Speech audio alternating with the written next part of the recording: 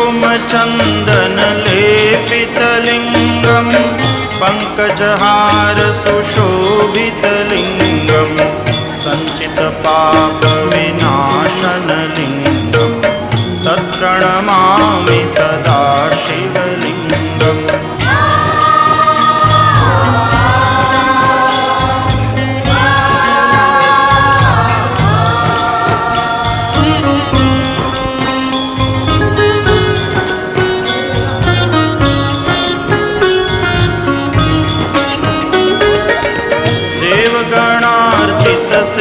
देवगणार्चितसेवितलिङ्गं भावैर्भक्तिभिरेव च लिङ्गं दिनकरकोटि